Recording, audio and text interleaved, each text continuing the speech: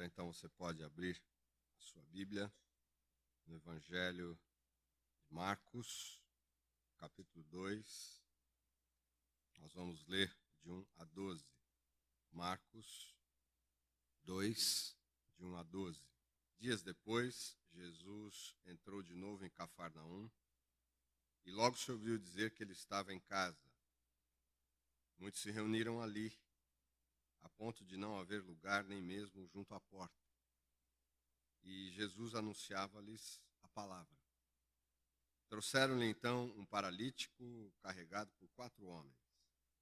E não podendo aproximar-se de Jesus por causa da multidão, removeram o telhado no ponto correspondente ao lugar onde Jesus se encontrava e pela abertura desceram o leito em que o paralítico estava deitado. Vendo-lhes a fé, Jesus disse ao paralítico: Filho, os seus pecados estão perdoados. Alguns escribas estavam sentados ali e pensavam em seu coração: como ele se atreve a falar assim? Isso é blasfêmia. Quem pode perdoar pecados a não ser um, que é Deus?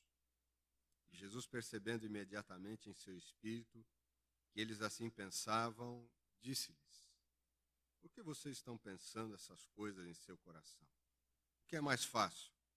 Dizer ao paralítico: os seus pecados estão perdoados? Ou dizer: levante-se, tome o seu leito e ande? Mas isto é para que vocês saibam que o Filho do Homem tem autoridade sobre a terra para perdoar pecados. E disse ao paralítico: eu digo a você, levante-se, pegue o seu leito e vá para casa. Ele se levantou e, no mesmo instante, pegando o leito, retirou-se à vista de todos, a ponto de todos se admirarem e darem glória a Deus, dizendo: jamais vimos coisa assim. O tema desta manhã é: amigo é coisa para se guardar. Do lado esquerdo do peito, no coração, já dizia então o poeta, o grande poeta, Milton Nascimento. Amigo é coisa para se guardar. O tema desse texto de hoje, dessa mensagem de hoje, é amizade. É a gente pensar um pouco neste tesouro que nós temos na vida e que precisamos guardar com todo carinho e guardar do lado esquerdo do peito. A vida na Palestina, naqueles dias, não era nem um pouco privada, pelo contrário, era pública. As casas eram praticamente abertas. E chegar numa casa não era problema, subir para o telhado de uma casa não era também algo extremamente complicado, porque sempre havia uma escada pelo lado de fora que levava as pessoas para o telhado das casas ali na Palestina. E este acontecimento aqui, narrado pelo evangelista Marcos, nos fala da cura de um homem. Um homem que, por estar naquela condição de ser um paralítico, evidentemente que tinha muitas necessidades. Um homem, naqueles dias, uma pessoa deficiente naqueles dias, tinha obstáculos intransponíveis para viver uma vida normal e digna. Entretanto, aquele homem tinha algo precioso, que é um tesouro, como eu já disse, em todos os tempos, ou seja, ele tinha amigos. Aquele homem tinha amigos. Nós vimos aqui Jesus na cidade de Cafarnaum. Alguns comentaristas sugerem até que, na verdade, ele estava aqui na casa de Pedro. E ele chega ali, naquela casa, e provavelmente pretendendo descansar um pouco, porque Jesus era um homem de ação. O Marcos dá ênfase a isso. O Evangelho de Marcos apresenta Jesus como um homem de ação. Está indo para lá e para cá. E por isso Marcos tem como público-alvo os romanos. Os romanos encaravam o ser humano como alguém assim, que precisava estar em ação, precisava estar resolvendo as coisas, fazendo as coisas sempre. Esse é o espírito dos romanos. E Marcos, então, apresenta Jesus como esse homem de ação. Mas, como ninguém é de ferro, e nem Jesus, na sua humanidade, era de ferro, precisava descansar. Entretanto, ele estava vivendo o seu momento de popularidade. E quando ele chega ali naquela casa, que poderia ser a casa de Pedro, as pessoas correm para lá. As pessoas afluem para aquele lugar, para aquela casa, ao ponto de ninguém mais poder entrar, de não ter espaço para mais ninguém. E Jesus então aproveita para anunciar às pessoas que ali estão as palavras do reino de Deus, as palavras de Deus, as palavras de vida. E ele era a própria palavra de Deus encarnada ali naquele momento. E vem então aquele homem paralítico, carregado por 4 homens, por 4 amigos, numa maca. E aqueles homens, então, evidentemente que movidos, talvez, não sei, mas pelo pedido do próprio homem, olha, a gente já tem ouvido aí as histórias de Jesus, a gente já sabe do que ele é capaz. Será que vocês podem me levar até lá onde ele está? E de repente, quem sabe, acontece alguma coisa. E eles vão então e levam o seu amigo naquela maca e se deparam com a impossibilidade de entrar na casa. As pessoas que estão ali agora formam uma barreira que impedem aquele homem de chegar até a presença de Jesus. Mas os seus amigos não se dão por vencidos e fazem o quê? Sobem então para o telhado e abrem um buraco ali no telhado, calculam, eles eram espertos, muito espertos, calculam mais ou menos não, calculam precisamente o lugar onde Jesus estava, abrem o buraco e descem. Arrumam cordas, inclusive, evidentemente, talvez um deles ali fosse um antecessor do MacGyver, né? Vocês se lembram do MacGyver. E ele dava um jeito para tudo. E eles então dão um jeito de descer o amigo bem na frente de Jesus. Se aquelas pessoas estavam sendo um obstáculo para que o homem chegasse até Jesus, aqueles amigos foram um meio para colocá-lo na presença de Jesus. Eu pergunto a você, o meio onde você vive tem sido um obstáculo para que você se aproxime de Deus, de Jesus? Ou as pessoas com quem você convive têm facilitado a sua presença até Jesus Cristo? Eu não estou sugerindo aqui que nós devamos viver num gueto, que nós devamos ter amigos e amigas apenas cristãos. Não é isso que eu estou dizendo. Mas nós precisamos entender, né, o meio onde nós vivemos e interpretar como é que esse meio em que eu vivo, as pessoas com quem eu convivo, né, estão agindo sobre a minha vida, estão facilitando ou impedindo que eu me aproxime de Deus. Essa é uma primeira questão que eu gostaria de pensar com você aqui nesta manhã.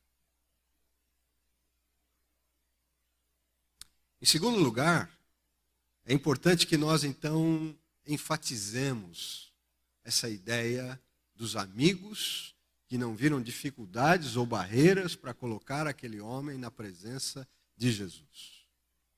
A amizade é uma coisa preciosa, é uma planta que nós precisamos cuidar com todo carinho, para que ela jamais morra. E a amizade é alguma coisa que tem que começar dentro das nossas casas, dentro das nossas famílias. Marido e mulher precisam ser amigos, amigo um do outro. Pais e filhos precisam ser amigos.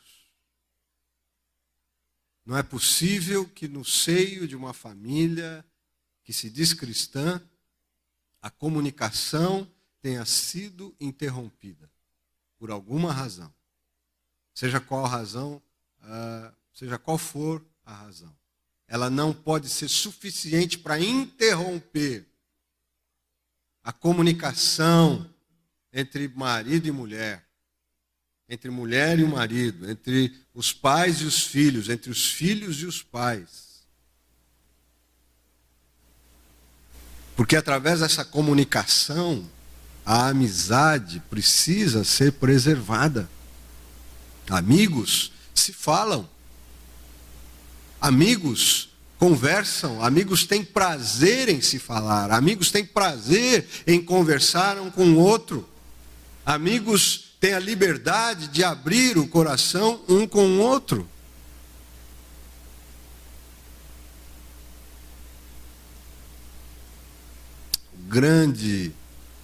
O Velho Testamento termina com um grande texto. O profeta Malaquias. E esse texto fala de pais convertidos aos filhos e de filhos convertidos aos seus pais.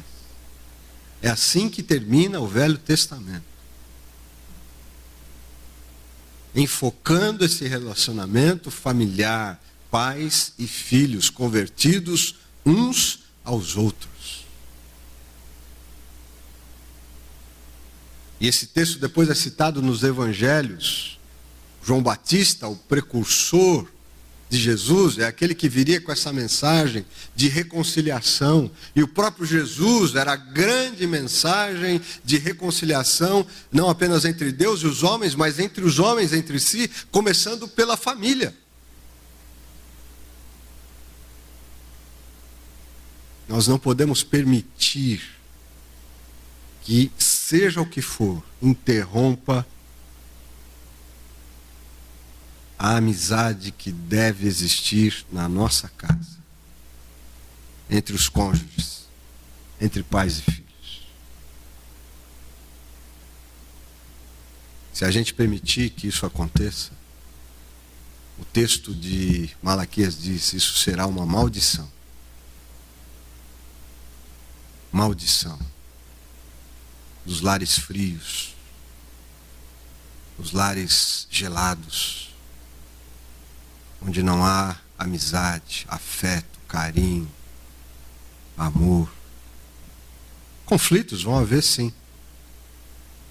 Às vezes é até importante que os conflitos aconteçam para que se teste a capacidade de reconciliação.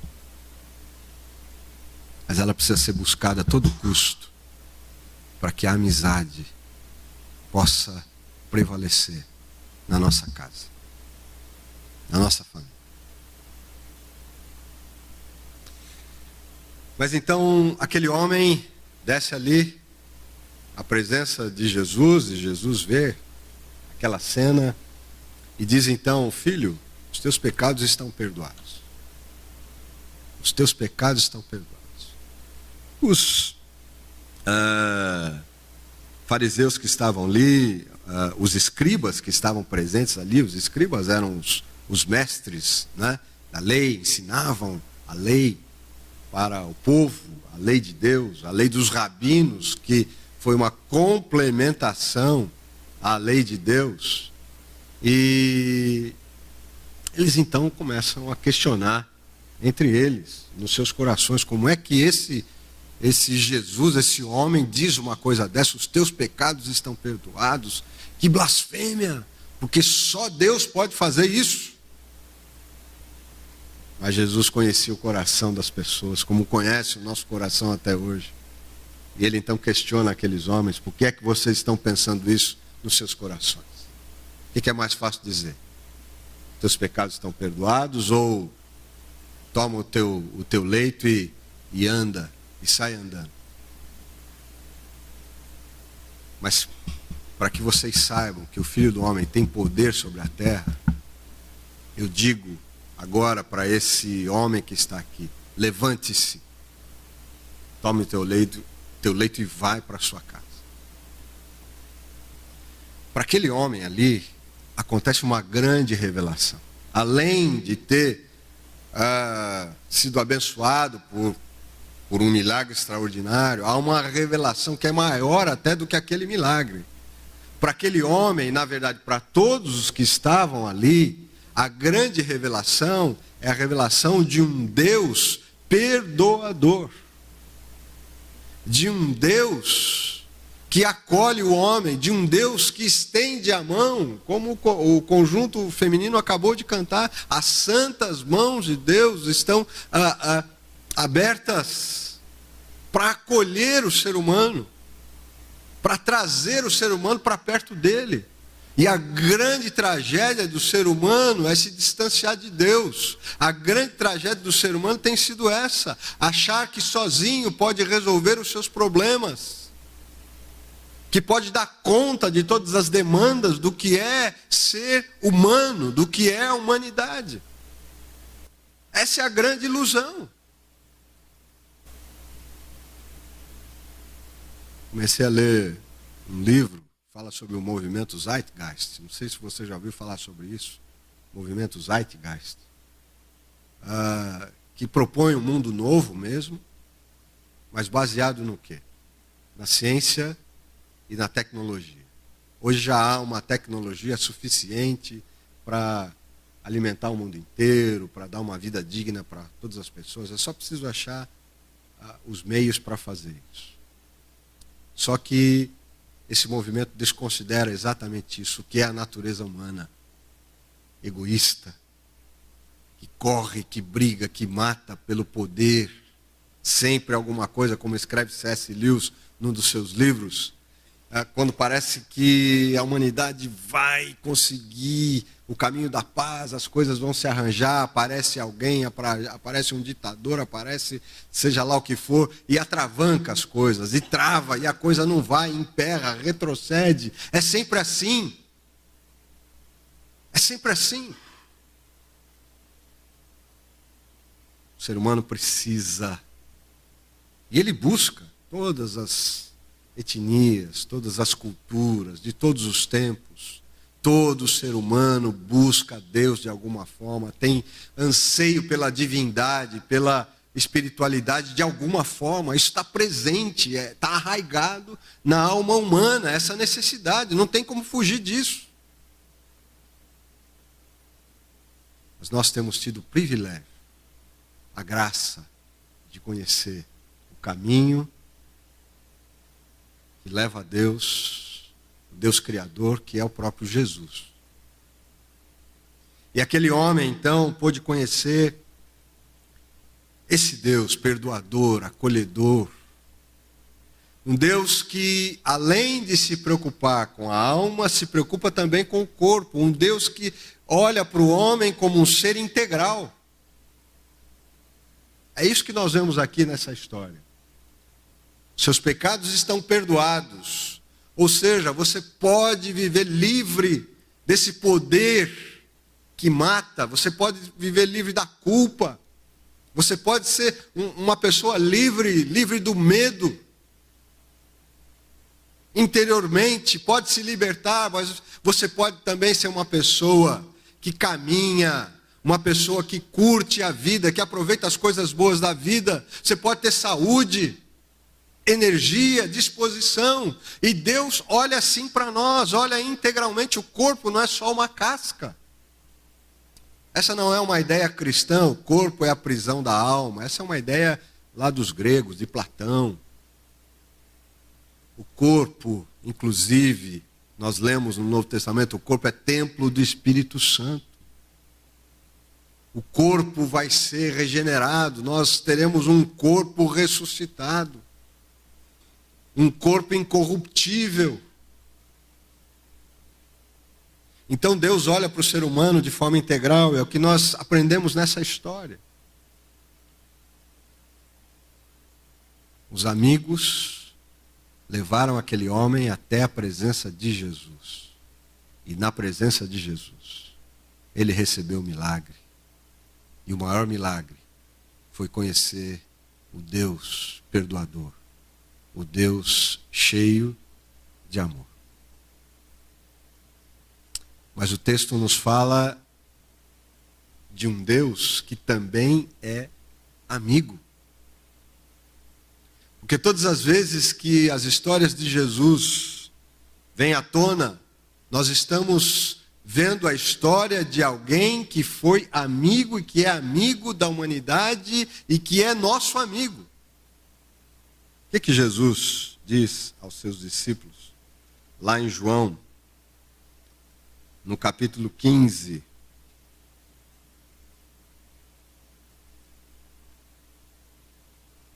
de 12 a 15. João 15, de 12 a 15, ele diz assim: o meu mandamento é este, que vocês amem uns aos outros, assim como eu os amei. Ninguém tem amor maior do que este, de alguém dar a própria vida pelos seus amigos. Vocês são meus amigos se fazem o que eu lhes ordeno. Já não chamo vocês de servos, porque o servo não sabe o que o seu senhor faz. Mas tenho chamado vocês de amigos, porque tudo o que eu ouvi do meu Pai, eu lhes dei a conhecer. Eu tenho chamado vocês de amigos. Nós somos amigos de Deus. Deus nos olha como amigos. E essa é uma coisa extraordinária, a gente poder se relacionar assim com esse Deus transcendente, esse Deus maravilhoso, extraordinário, mas um Deus que também se aproxima de nós. O Deus que se colocou na presença do ser humano em Jesus Cristo e diz aos seus discípulos de todos os tempos: eu não chamo vocês de servos, mas eu chamo vocês de amigos. Amigo, então, é coisa para se guardar do lado esquerdo do peito, junto do coração. São os amigos que nós temos aqui. É esse Deus amigo que precisa estar juntamente com as suas palavras no nosso coração. Guardo no coração as tuas palavras para não pecar contra ti. Porque eu não quero te entristecer, meu amigo. Amigo dos amigos. Você tem amigos? Você tem amigas? Amigo de verdade, se a gente for analisar, a gente não enche uma mão. Amigo de verdade. Esse negócio de amigo da internet, tenho 200 amigos. Isso é bobagem. Isso é bobagem. Ninguém tem amigo na internet. Até porque na internet todo mundo mente. Amigo, eu estou dizendo amigo, aquela pessoa que você pode contar em qualquer momento. Amigo de verdade. Cultive, cuide dessas amizades. As amizades que a gente pode ter aqui na igreja, eu presumo que a gente pode ter na igreja amigos sinceros, amigos para a vida toda. Cultive essas amizades. Nós não vamos ser amigos de todos na igreja. Não é possível. Mas há algumas pessoas na igreja mais chegadas. Cultive essas amizades. Preserve essas amizades. Que vão ser importantes para o resto da sua vida. Eu me lembro muito aqui, agora, de uma figura, ou de uma cena, de duas amigas, que foram amigas até o fim, que eram aqui da igreja. Dona Nila e Dona Morena. Dona Nila e Dona Morena. Amigas. De verdade. Quase centenárias. Numa casa de repouso estavam lá as duas. Dona Rubi cuidou muito. Né? Especialmente da Dona Morena, né, Dona Rubi? Então, cuide das amizades que você tem. As amizades genuínas e verdadeiras. Cuide Cuide da amizade dentro da sua casa, especialmente dessa família nuclear que você tem, né? Marido e mulher, se você ainda é casado, casada, mas se você é solteira, solteiro, se você é viúva, viúvo, cuide das pessoas que convivem com você na sua família. Seus irmãos, seus sobrinhos, netos, enfim, cuide. E cuide, acima de tudo, da sua amizade com Deus. Não permita que nada interrompa essa relação sua com Deus. Amigo é coisa para se guardar do lado esquerdo do peito. Os amigos dentro de casa, os amigos na igreja, os amigos na sociedade, e Deus, e Jesus, o nosso grande amigo. Vamos guardar tudo isso no nosso coração. Deus nos ajude. Amém. Nós vamos cantar